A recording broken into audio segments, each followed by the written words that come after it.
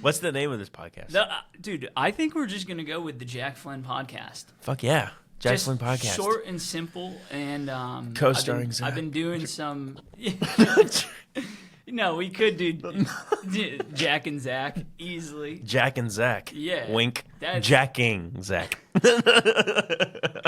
Dude, Zach, it's great to have you here today. Oh, thank you, brother. Thank you for having me. Yeah, and I don't know much about you. I feel like you don't know much about me, but I think we already vibe pretty well right off the bat. Yeah. We were already talking about a business idea just minutes ago. Yeah. It's flowing just we're like keeping that. it. So we're keeping it to ourselves. This business idea. Yeah, it's a multi-million-dollar idea.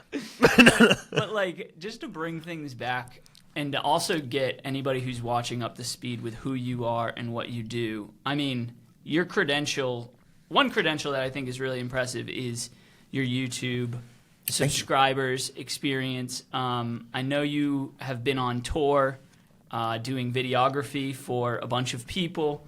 Yes, tell us about what's the rocket pitch of your story? All right. Rocket pitch. Okay. I've never done this before. Let's think. I'm just a kid that it just follows the adventure with a camera, basically. I think that the reason how I'm able to get to the places where I'm getting is just zero fucking. Am I allowed to swear? Yeah. Okay, cool. That would have been bad. I had Alex Carreau on for the first episode. Oh, yeah. Yeah, he's on. So he was swearing. Yeah, good. Yeah, Alex, my boy. Yeah, he was on the tour with me, but with us. Well, the reason why I'm on the tour, basically. But, yeah, so, I just have 100% confidence. I never I think it's just the way you present yourself, and if you present yourself well and you portray what you want to say, very straightforward.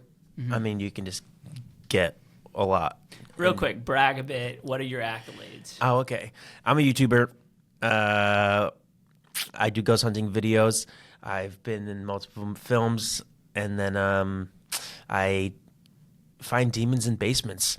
And the biggest demon I've found is Jack Flynn. I found him in my basement. He said, "I need to do a podcast," and I was like, "Okay." Use this studio. And now we are in a corporate co-working space. Yeah, so I do a bunch of movie stuff. I videography, acting, and behind the scenes, bro.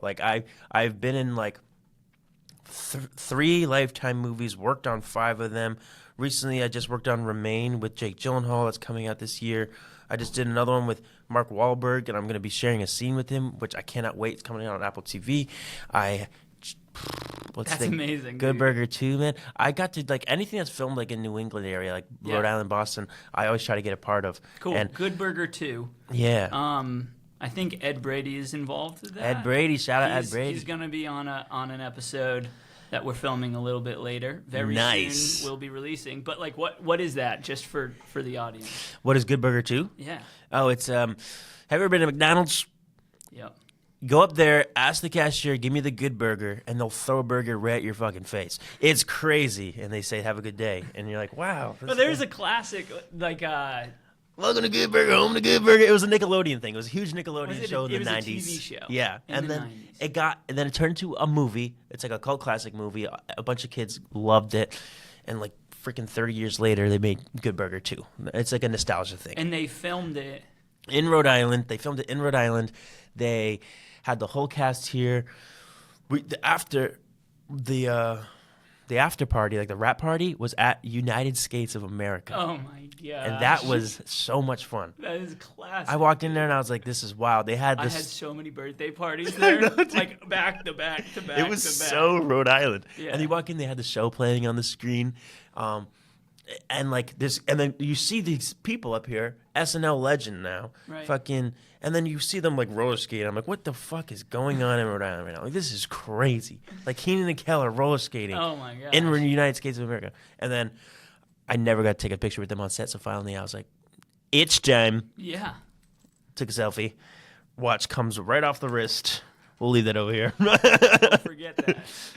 No, it's yours now. Surprise. Oh, wait, we can go viral. Dude, give me $5,000 for being your best friend. I watched that video last night. You watched that video? Yeah. Yeah, Will. So tell me about okay, so you've been working in like feature films, Yeah. but like what brought you there? You know what? I'll start from the top. Yeah. We'll go from YouTube to movies to tour. My whole life I wanted to fucking be a YouTuber. I'm a YouTube kid. I watched fucking YouTube on my phone growing up. I started making videos on my phone, just trying to be like the people I look up to. Right. You know what I'm saying? And I knew it was my dream, and I just did it for fun. I didn't really try. I literally held up my phone and started filming videos. Yeah. And then once high school came around, I was like, I like this. Like, I want this to be my job. If I want this to be my job, I need to be professional about it. Mm-hmm. So I started being professional about it. I started writing video ideas down. I started writing scripts. I started investing in myself. My first $1,000 I ever made, I bought a camera with it. You know what I mean? And then luckily it worked out. I started popping off. I got a viral video turning into a viral series that accumulated over 150 million views and got me featured on the Travel Channel. And that's really what started all this shit. You know what I mean? And what was that? It was the Secret Room series. Yeah, we found a secret room in my basement.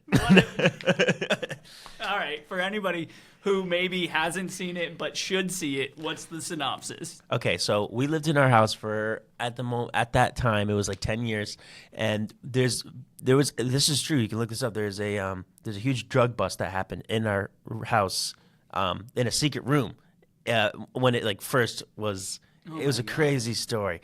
Like a guy died. It was wild. This is before we lived there. Yeah, like this was like 12 years before we moved in. So there was lore. Yeah, there's some lore. So there was a huge drug bust that happened in a secret room in that house. Hey, that's a line in the video. And then we're doing renovations in the basement. My dad, a crowbar goes right through the wall. So I said, I gotta fucking film this. Because honestly, I kind of did a little cheat code. I looked through that bitch first. I saw that's our room back there. And we found a secret room. Turns out that the secret room was haunted.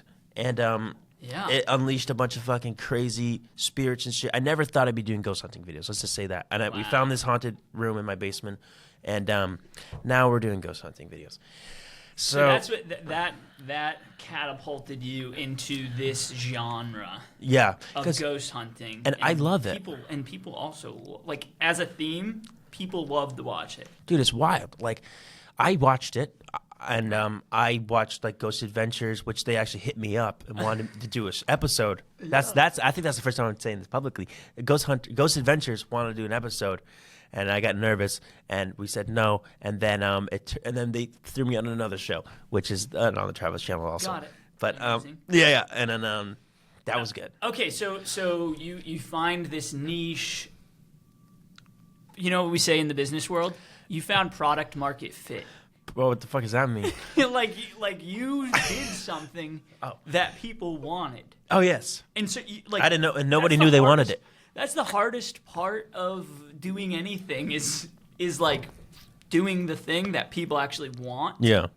And then it's like it almost becomes easy from there. So it sounds like not easy as in you weren't working hard, but like you had unlocked something that made the momentum start to happen. Yeah, I like is that fair? I put the foundation on for my house. You know what I mean? Like I actually had something to stand on. Finally, and this was right after high school. This is like right after I graduated high school. I said, "Holy shit, I'm building something." So how many subscribers and how quickly?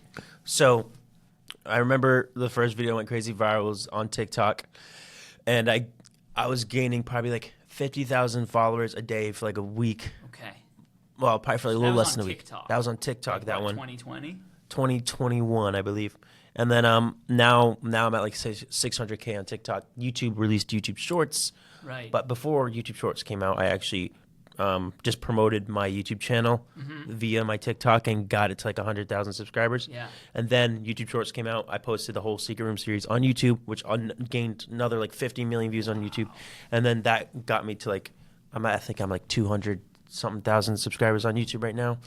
And then, How long did you go creating content, posting videos without seeing like... You don't want to know. No. People need to know. Okay. Anybody who's trying to do... The podcast is about It's a long doers in doing things, and anybody who's watching and listening Doers. and wants to do something Or someone. like do something with their lives, make something meaningful, has to know the reality of what you faced. I know. I'm gonna be real with you. When I was a kid, I would steal my dad's camera and film everything.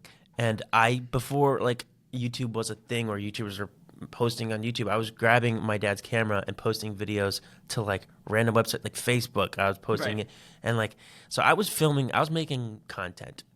My little ass boy running around. I used to be fat, so imagine a little chunky boy running around with a camera posting shit in like 2010. I created the YouTube channel in 2014, but like I got to the point my dad just gave me his little camcorder. That's what I was using at first, and then I finally upgraded to a DSLR. But making the YouTube channel in 2014 and then going TikTok viral in 2021 is like 7 years of. Yeah, I'm not gonna put words in your mouth, but like. Shove it down my mouth. Eating shit. Hey, just because I was fat, you can't say that. No, but you were making some good videos. Yeah. Like everyone made fun of me in school too. It was a tough journey, man. Like people were like, I was the weird kid making YouTube videos. No one else was doing that in school. I was easy target. I had long hair, big kid, literally I'd bring my camera to school sometimes and film my day at school. And people are like, what the fuck is this kid doing? Like, what is this fucking weirdo? And then now, not sound pretentious or anything, but those same people that are making fun of me are now like DMing me, and I'm like, dude, you were a fucking asshole to me. You made me feel like shit. What makes you think I'm gonna like want to talk to you? Right. I'm like, you did not help me. You made things worse for me. Totally. But at the same time, they did help me. They made me like more ambitious to like prove them wrong. Yeah. You know what I mean? Yeah. So it's like a double-edged sword. You probably became more resilient. Oh, I was so dude. The hate comments I got made me impenetrable. Oh boy, dude, I was reading the most fucked up shit at the age of like 10 about me. Well, okay, so that's like sort of your virality journey on social media, and then you said the second sort of phase was movies. Second phase was working with every rock and roll band you can fucking think of. Like what? Like Motley Crue, Guns N' Roses, Twisted what? Sister, photography. So that's how I got into professional photography and videography, was working with these bands. So I got to work with like Bret Michaels, Twisted Sister, Motley Crue, any 80s band you can think of. How did you get like that? That gig? Yeah. It was a gig. It was paid. Yeah. So, like I was saying in the beginning of this podcast, it was like about confidence. There's this photographer that shot every 80s album cover you can think of in the 80s. Like any album cover you can think of that was taken by photograph, Ozzy, fucking anything. He took that album cover. He took the photo. So I was at a rock and roll festival. He was there. Pitched myself. Became an intern that week. Intern for him. Started working for all these crazy people. Wow, so you saw him in person. Yeah, I walked right up to him. I think it's critical. The in-person connection. Yeah, because when you're standing in front of someone, they can see you. They can see the passion. They can see your eyes. They can see your demeanor. And then it's good. Go out, make those connections. That's like the biggest thing is connections, because that's how I got to where I am today, especially with the movies and everything else. Talk about it more, because I think that like people hear that. People are like, yeah, I understand connections. Yeah. But what does that even mean? And how do people even take those first steps? Like, you're going to a music festival. Let's just use mine, for example. There is a person that's well-connected, that photographer that's worked with everybody. Go up to them. Pitch yourself, depending on what you do. Let's say if you make merch, go up to the merch booth. Hey, who's giving you this merch? Who I have to talk to? Like, I have this really cool merch. I can make you guys designs. Dude, they want designs. They're not going to be like, no. We don't want your. They're gonna bring you to someone. Especially if you believe in your work and you know it's good, that's all that matters, because they can see the passion in your eyes, in your voice, in your demeanor. If you're like, I make merch, I don't know, and you got to be passionate about you are your biggest supporter. If you're not supporting yourself, what makes you think nobody else? What makes you think anyone else is gonna? You know what I mean? So you talk to somebody, you kind of find like, hey, here's how I can help you. But how do you take it from that moment to the next steps of actually forming the relationship? I assume you have to ask for some sort of contact information. This is what I did. Hey, I can help you. Okay, cool.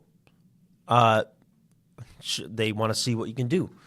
They're going to give you their email to send you work to, or you can show them IRL.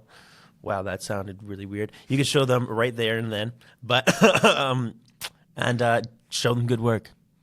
Bust your ass. You finally have that opportunity you've been dreaming for.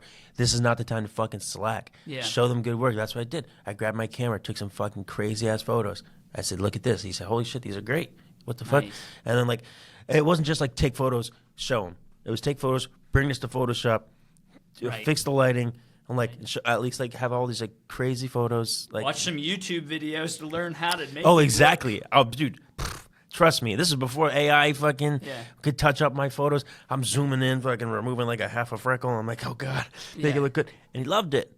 And we just started doing private shoots with these bands, talking to them face to face, stuff like that. Just make sure once you get that connection, the way to keep it going is to honestly provide something for them until something comes up where you're like, hey, I've been doing all this for you. Can you help me with this one thing? And that's where people lose the line, where you're helping them chase their dreams rather than your own. Make it clear, like, this is my dream, so I want to show you what I can do to help me take that next step. Wow, that's really smart. You know what I mean? Instead of like, oh, they want to work for me, they're going to help me on my dreams. No, they say, that's what I'm clear. Like, hey, I'm a local videographer. I want to do video work. I want to be successful. I would love to work for you, and then so I can like have a better resume or something like that. That's kind of what I did with the whole Matt Rife tour and Alex Kurow. Like moving on to that. Let's get into it. Like my ex-girlfriend, she was a big Matt Rife fan, and I wasn't really like I didn't really know who he was. I knew who he was. He's fucking huge. He's a fucking A-lister. But like I wasn't really like invested. But she really wanted to go, so we got tickets for her. We sat right in the front. And literally, we talked, not even exaggerating, probably for like 20 minutes back and forth on stage. Me, him, and my girlfriend just talking. I was like, that was fucking crazy. But after the show, the opener, Alex Kurow, we got drinks right next door. It was at the Comedy Connection, so I think it's the Black Duck next door. How did that happen? Like he was just there. What do you mean by you had a conversation with Matt while he's on stage? While he's on stage. So Matt does crowd work. Yeah. So he was like, what do you guys... We were right in the fucking front. Got it. And this is the Comedy Connection. You could fit like 300 people in there, not even... So he's like... In Rhode Island. In Rhode Island, yeah. Right. Okay, yeah. So he's like, what do you do for work? And when I said, I'm a ghost hunting YouTuber, he was like, what the fuck? And then my girlfriend at the time was an actress, and she's like, I'm an actress. Yeah. And he's like, what the fuck is this duo doing here? You know what I mean? So that's why I like nonstop talking about it. But that was pretty much it. But the opener was getting drinks next door, and I talked to him, and I was like, Alex Kurow. I was like, hey, dude. He had a podcast on his Instagram. I was like, I can see you're doing this podcast. And I was like, I can help you. And I was a podcast producer, like for corporate jobs and stuff, just because like all the skills I acquired, like doing YouTube channel. Yeah. I was like, I can help you with your podcast or whatever. And he was like, okay, cool. And then and he was like, let's do that. And I was like, awesome. So then I went to the house. I started producing the podcast. And then he was on tour with Matt. And then it turned into like, okay, we could do something bigger. Yeah. Once he was on tour with Matt, I just joined him and Matt on the tour for all the East Coast states, and I got to film a few shows for Matt. I got to film every show for Alex, and it's just about like showing them good work. And I had a good leg in because I had all my previous stuff with all the rock concerts and stuff, so they know I can shoot people on stage. So I got to show them that. So it's like, so it turned into helping them with the podcast for free. I didn't get a fucking cent. I said for the podcast. Yeah, for the podcast. I said, let me help you for free and see if you like it. Then we can talk about payment. And then same thing happened with the whole tour thing. It's like, I'll do this for free. If you like it, then we'll talk about payment for everybody involved in the tour. So it was like, so cool to be on that tour, go to all these fucking cities I never thought I would see, or venues I never thought I'd be inside of. Like I was Madison Square Garden. Like that was wild. Yeah. Never thought I'd be there. Just filming, doing what I love with the camera, you know, and then so it just turned into which is crazy. It was the connections things. You Yeah. can like go to a show and make this connection. Like I went to a show for my ex-girlfriend because she was a fan, turning into I'm on tour with this guy. Yeah. Now. Okay, so I'm curious about your relationship with your time and your relationship with, let's call it profit, for lack of a better term. Like, talk about your relationship between those two things and how. Yeah. Like how much my time's worth? No. Like Infinite. No. like you there are some things that you do. You sacrifice your time. You sacrifice your time, Yeah. and you don't even profit from it. Yeah. And then there are other things that you do. You spend your time doing purely for profit, Yeah. and because you need to make a living. Yeah, and yeah. you need to pay rent, pay for food, whatever the case is. And like, I guess I'm trying to ask about your relationship with your time and your money. No, I How hear do you you. think about all of that? So, no matter what I do, I'm profiting in some capacity, whether it's financially or resume or spiritually or, you know what I mean? I'm not doing shit to fucking, like I'm here, I'm on the podcast, I'm not making money today, Right. but I'm having a good time. This is a good time. I'm helping you out, you're helping me out. It's a mutual thing going on, you know what I mean? So we're profiting. I'm having a good time. Totally. But especially when I say, hey, I'm going to work for you for free, yeah, I'm going to do that for free. Like that's going to A, help me in the long run, resume status, and B, who knows what could come from this? Mm-hmm. We can do fucking great things, you know? But if you're going to be like, hey, I'm going to go grab, like, the only time you're not really profiting is if, like, you're not working on your dream in any capacity. Or That's working, fire. you know what I mean? I completely agree. You don't have to yeah. be money doesn't mean profiting. You know what I mean? Yeah. Yeah, if you want to put like a value on your time, I think you're doing it wrong. Yeah. I think it's about your mental state. Make sure you're Yeah. happy doing what you love, and then the money will come. You know what I mean? And I completely agree, and that's actually a take that I couldn't have said better. Like, profit does not have to mean money. Yeah. There are other ways of profit, of benefit. Yeah. If you can't make money, just sell a bunch of drugs. I'm joking. Right. This is what he does. Jack Flynn. Okay. But like you talked about following your dream. Do you think about, physical, what would be the word? Like intercourse? No, monetary. Like, do you think about when you think about your dream in the future? Do you think about a house that you'd like to have, a car that you'd like to have, a number in the bank account that you'd like to have, things like that, like a watch that you'd like to have? How much do you think about those things? Honestly, I think about it a lot, but not for myself. The only thing I want to do is retire my parents. They're like mid-60s, still busting their ass. And like, that's the only time I think about like money is like, I don't want them working no more. You know what I mean? I want them chilling. Like, so only time I think about money is really for them. But obviously, yes, I want to be like financially stable from this, like anyone needs to be. But I'm more worried about having fun. If I'm making fucking minimum wage doing what I love and I'm still getting by, cool. I mean, obviously, there's a line. If you're on the fucking streets, maybe it's time to get a job. But at the same time, every free time you have should be spent working on that dream, working on the passion, how to make it profitable. You have the world at your fingertips, literally the phone.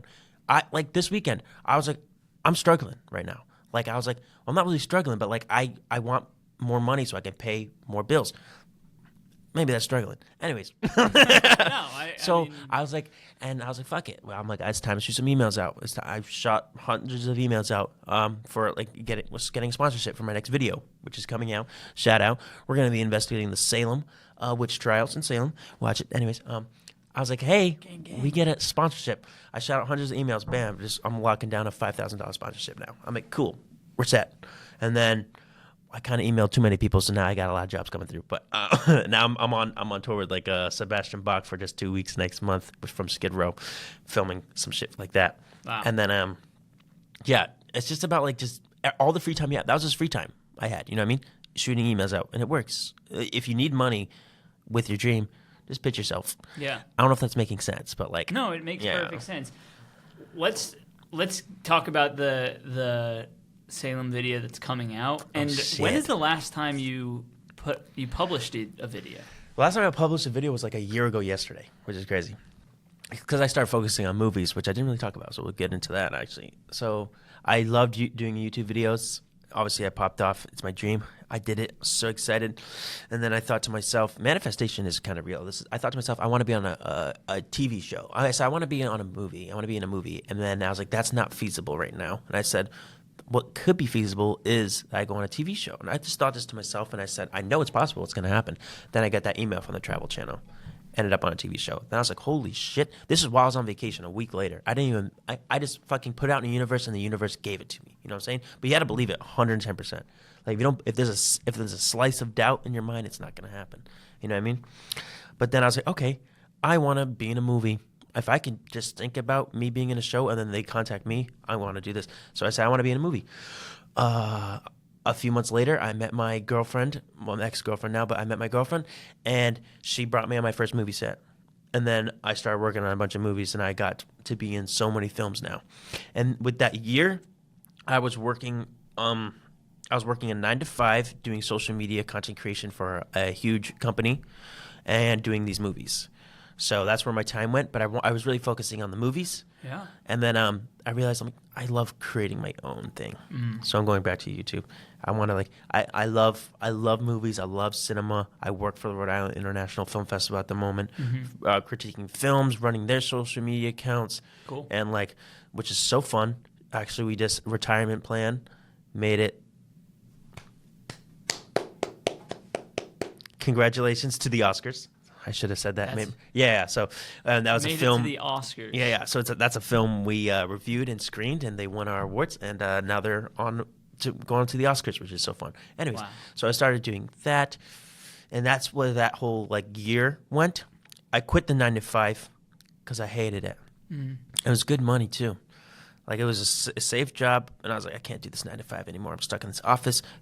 I can't do it. I need to be creative on my own. I'm writing all these corporate scripts and stuff. I'm like, I can't do this 9 to 5, so I quit that.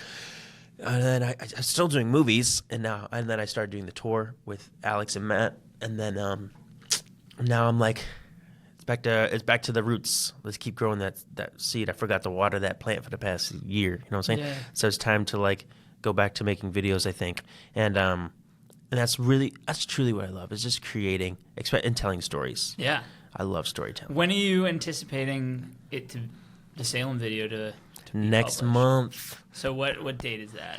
I don't have a date yet, but I want it to be in February. Yeah, mid to late February. The Salem video is going to come out, and then let's call it March, just in case. Yeah, we'll call it December. No, dead ass. It's going to be because cool. Between me and you, and whoever's listening, I need to get that sponsorship. So that needs to be in that video, which is coming out next month. It's not even about that, though. I have this whole thing. I have this whole idea I want to do with the Salem Witch Trials. I want to put the story out there. Obviously, everybody knows the story, but I want to put my take on the story. Amazing. And then and it's ghost hunting, and we'll hopefully find witches, which they didn't really exist, and these poor women died. So it's gonna be fun. Is that a spoiler or? Well, I think everyone knows that, right? No, I don't know. Dude. Oh yeah, they just killed women. They're like, I hate this bitch. She's a witch. 0% chance they were witches. Dude, you want to know how they found out if they were a witch? They would tie rocks to their feet and throw them in the water, and they say if she can swim out, she's a witch, and they kill her anyway. So either way, you're gonna fucking die. So it was like, was she a witch? She wasn't a witch. She's dead. You don't believe in witches? Well, witches do exist, but not the Salem Witch Trials. You don't think any of them were witch? If witches exist, none of them. You don't think any of them were maybe doing a little witchcraft? Dude. No. I'm playing devil's advocate. A woman was trying to read a book, and they're like, witch! She's like, I'm just trying to educate myself. Burned her at the stake. Oh, it was crazy. That's terrible. No, and it turned into an abuse of power.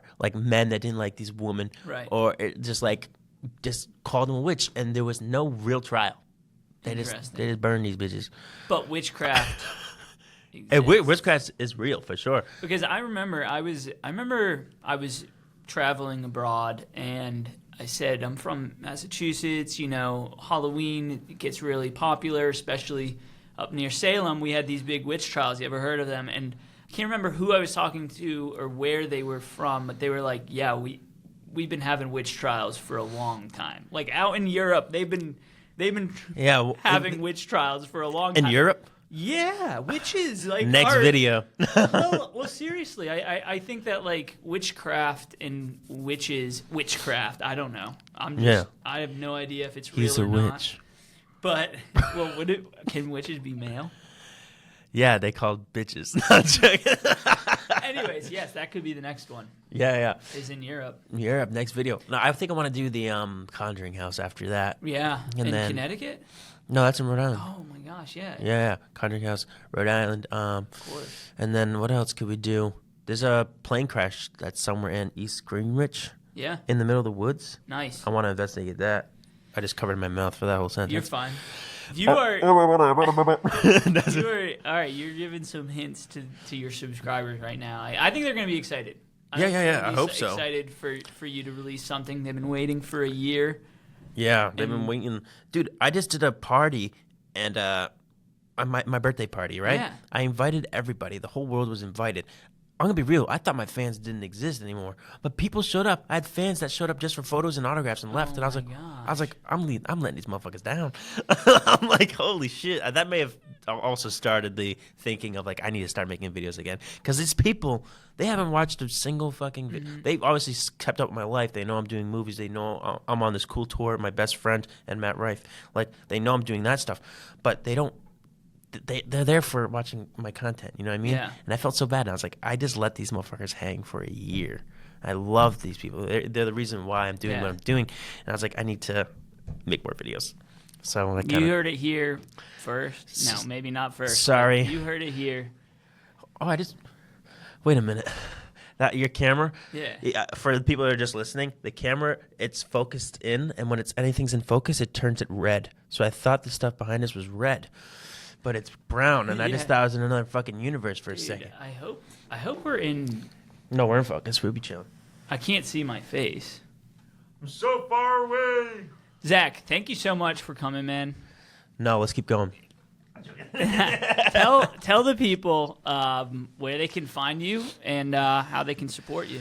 You can find me at my house. I give them my address. No, all social media platforms, just at Zack Koehler, ZackKoehler. If you like ghost hunting stuff, follow me there. If you want to keep up with some movie drama, you can watch that too. But more videos coming soon. Thank you so much for having me, brother. We're going to do this again. And this time, we're going to focus on not my life. We're going to focus on your life. We're going to turn the tables. I'm Gabe anytime. Yeah, anytime. Dude. Yeah. Thank you guys for listening. Thank you for watching, and we'll catch you next time.